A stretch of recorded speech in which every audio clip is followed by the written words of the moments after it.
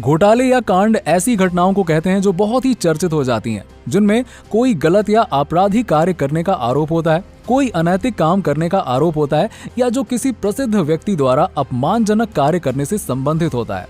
दोस्तों, आज हम आपको भारत के कुछ नामी घोटालों के बारे में बताने जा रहे हैं। पंजाब नेशनल बैंक में हुए 11,400 करोड़ रुपए के घोटाले का मुख्य आरोपी नीरव मोदी बॉलीवुड एक्ट्रेस ऐश्वर्या राय बच्चन से लेकर हॉलीवुड अभिनेत्री केट विंसलेट के लिए ज्वेलरीज डिजाइन करता था।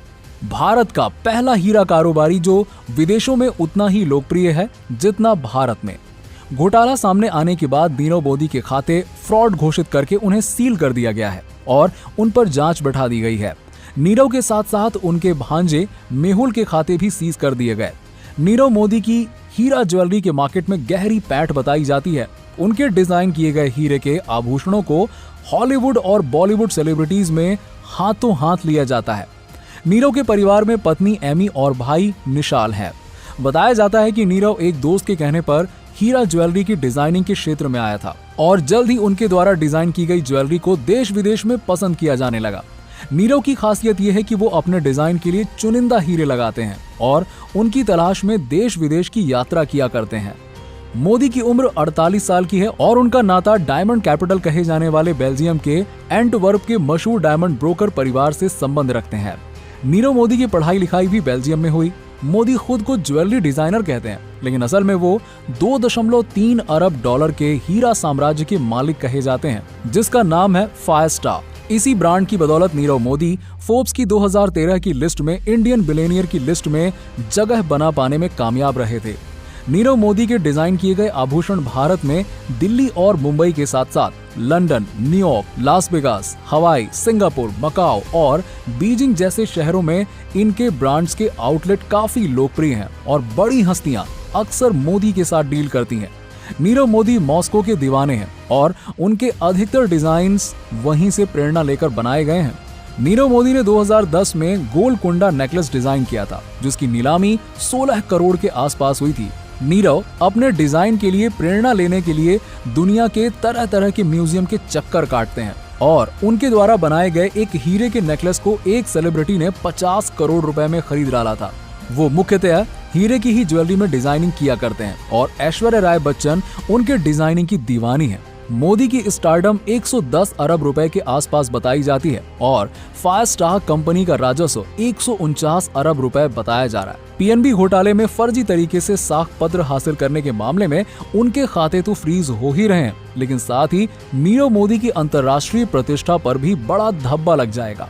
विजय माल्या की पढ़ाई लिखाई लॉ मार्टिनियर कोलकाता और फिर सेंट जेवियर्स कॉलेज कोलकाता में हुई। वहां से उन्होंने कॉमर्स में डिग्री ली। 1983 में जब माल्या 28 साल के थे तब उनके पिता की मौत हो गई। उसके बाद पिता के कारोबार को संभालने की जिम्मेदारी उन पर आ गई। वो यूनाइटेड ब्रेवरी समूह के अध्यक्ष बन गए। तब से अब तक ये समूह 60 से अधिक कंपनियों के साथ एक बहुराष्ट्रीय संगठन के रूप में उभरा। इसका कारोबार 15% से 64% तक बढ़ गया। विजय विट्ठल माल्या खुद को हमेशा किंग ऑफ गुड टाइम्स कहते रहे, लेकिन लगता है कि उनके दिन धीरे धीरे मुश्किल भरे होते जा रहे हैं। लंदन की कोर्ट ने उन्हें भारत प्रत्यर्पित करने का फैसला सुनाया है। 17 भारतीय बैंकों से 9,000 करोड़ रुपए का लोन अब उन पर वाकई में भारी पड़ेगा। वो 1 साल पहले भागकर लंदन चले गए थे। अब लाख कोशिशों के बाद भी उन्हें भारत लौटना होगा और जेल में समय काटना होगा। विजय माल्या के पिता विट्ठल माल्या कर्नाटक के जाने माने बिजनेसमैन थे। जब विजय ने बहुत कम उम्र में उनका कारोबार संभाला तो उन्होंने इसे इतनी ऊंचाइयों पर पहुंचा दिया कि वो भारतीय उद्योग जगत में मिसाल बन गए। उनकी सक्सेस स्टोरीज मीडिया में अक्सर आती थी। इसी के साथ वो सुर्खियों में होते थे। उनकी शानो शौकत से भरी लग्जरी लाइफ, जिसमें किसी भी चीज की कमी नहीं थी। उन्होंने वो जिंदगी जी जो भारत ही नहीं एशिया के शीर्ष कारोबारी कम जी पाते हैं। प्राइवेट जेट, प्राइवेट यार्ड, दुनिया भर में आलीशान बंगले, पार्टियां, सुंदरियों के साथ गलबहियां, किंगफिशर कैलेंडर के मॉडल्स का मेला, रॉयल चैलेंजर्स बेंगलुरु नाम की आईपीएल टीम, F1 में फोर्स 1 के नाम से टीम, महंगी कलाकृतियां, उनके वैभव की कहानियां अब भी दुनिया भर में बिखरी हुई हैं। किसी देश के ताकतवर लोगों में शुमार रहे सहारा इंडिया परिवार के मैनेजिंग डायरेक्टर और चेयरमैन सुब्रतो राय की कंपनी ने एक बहुत बड़ा फ्रॉड किया था। सुब्रत रॉय को एक वक्त पर भारतीय रेलवे के बाद देश का दूसरा सबसे बड़ा एम्प्लॉयर भी कहा जाता था, लेकिन उनकी कंपनी ने जो फ्रॉड किया उसने सभी के होश उड़ाकर रख दिए। सहारा ग्रुप की दो कंपनियों सिरेसल और सीसल के जरिए कंपनी ने 2.25 करोड़ निवेशकों से करीबन 24,000 करोड़ रुपए उठाए।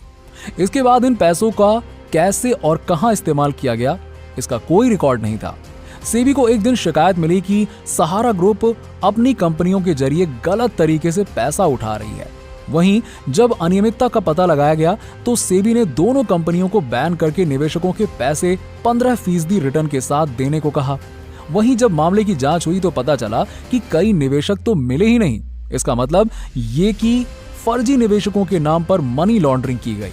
मामला एससी पहुंचने पर कोर्ट ने निवेशकों के पैसे सेबी में जमा कराने को कहा, लेकिन एक किस्त के बाद बाकी 2 किस्त नहीं दे पाए। जो पैसे सहारा ग्रुप ने निवेशकों से उठाए उनके बारे में कंपनी ना तो निवेशकों को कोई जानकारी दे सकी और ना ही पैसे कहां खर्च हुए हैं ये बता सकी। 2014 में सुब्रत रॉय को गिरफ्तार कर लिया गया और अभी वो जेल में है। वहीं अगर बात करें रामलिंग राजू के फ्रॉड के बारे में तो राजू एक किसान परिवार से ताल्लुक रखता है। राजू ने सत्यम कंप्यूटर सर्विसेज शुरू करने से पहले कई चीजों में हाथ आजमाया, जैसे होटल, स्पिनिंग मिल और रियल एस्टेट, लेकिन कोई बात बनती नजर नहीं आई। राजू ने विजयवाड़ा के लॉयल कॉलेज से बीकॉम किया था और अमेरिका के ओहियो यूनिवर्सिटी से एमबीए की डिग्री हासिल की थी। राजू ने पहले स्पिनिंग मिल शुरू की जिसका नाम उसने श्री सत्यम रखा था। बाद में ये कंपनी टेक्नोलॉजी कंपनी बन गई। यहीं से राजू ने झूठ मूठ का ताना बाना बुनने का धंधा शुरू कर दिया। 7 जनवरी 2009 को सॉफ्टवेयर कंपनी सत्यम के शेयर अचानक 78% गिर गए। रामलिंग राजू इसी कंपनी का संस्थापक और चेयरमैन था। राजू ने अपनी ही कंपनी में 7800 करोड़ रुपए का घोटाला किया था, जबकि इसके चलते निवेशकों के करीब 14,000 करोड़ रुपए डूब गए। अपनी गलतियों के चलते वो आज भी जेल में बंद है। दोस्तों, अब हम बात करेंगे चारा घोटाले की, जो कि मुख्यमंत्री लालू प्रसाद यादव ने इस घोटाले को अंजाम दिया। इसे पशुपालन घोटाला भी कहा जाना चाहिए क्योंकि मामला सिर्फ चारे का नहीं है। असल में ये सारा घोटाला या घपला बिहार सरकार के खजाने से गलत ढंग से पैसे निकालने का है। कई वर्षों में करोड़ों की रकम पशुपालन विभाग के अधिकारियों और ठेकेदारों ने राजनीतिक मिलीभगत के साथ निकाली है। घपला रोशनी में धीरे धीरे आया और जांच के बाद पता चला कि ये सिलसिला वर्षों से चल रहा था। शुरुआत छोटे मोटे मामलों से हुई, लेकिन बात बढ़ते बढ़ते तत्कालीन मुख्यमंत्री लालू प्रसाद यादव तक जा पहुंची। मामले में फंसे लालू प्रसाद यादव को इस सिलसिले में जेल तक जाना पड़ा।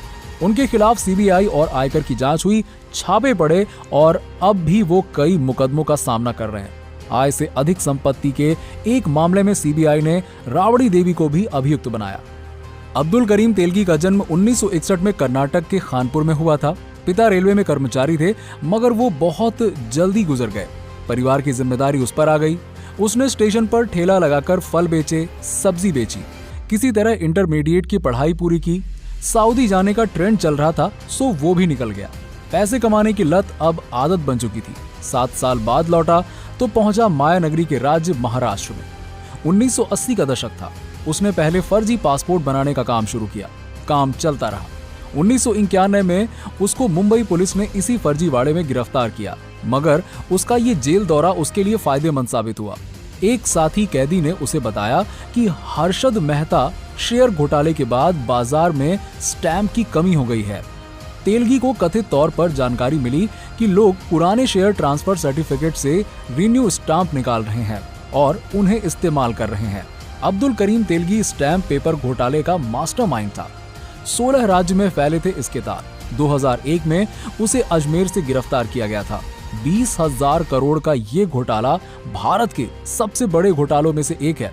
इसमें उसे 30 वर्ष के सश्रम कारावास की सजा सुनाई गई थी और वो बेंगलुरु के पारप्पना अग्रहारा सेंट्रल जेल में सजा काट रहा था। उस पर 202 करोड़ रुपए का जुर्माना भी लगाया गया था। 26 अक्टूबर 2017 को उसकी मौत हो गई। मौत की वजह मल्टीपल ऑर्गन फेलियर बताए गए। उसे डायबिटीज और हाई ब्लड प्रेशर की समस्या थी। अब्दुल करीम तेलगी और उसके द्वारा किया गया स्टाम्प पेपर घोटाला इतना बड़ा था कि बॉलीवुड ने इस पर मुद्रांक द स्टैम्प नाम से एक फिल्म बनाई गई। ये फिल्म 2008 में बनकर तैयार हो गई थी, लेकिन अब्दुल करीम तेलगी ने इसकी रिलीज पर रोक लगाने के लिए इस पर केस फाइल कर दिया था। उस वक्त तेलगी ने कहा था कि फिल्म में जो भी तथ्य दिखाए गए थे वो उस पर चल रही कानूनी कार्यवाही में खलल डाल सकते हैं। ये फिल्म आज तक रिलीज नहीं हुई। यदि ऐसे ही घोटाले के बारे में आप और जानना चाहते हैं तो कमेंट सेक्शन में जरूर बताइएगा। यदि आपको वीडियो अच्छी लगी हो तो इसे लाइक कीजिए, शेयर कीजिए और हमारे चैनल को सब्सक्राइब जरूर कर लीजिएगा। चलिए मिलते हैं आपसे नेक्स्ट वीडियो में।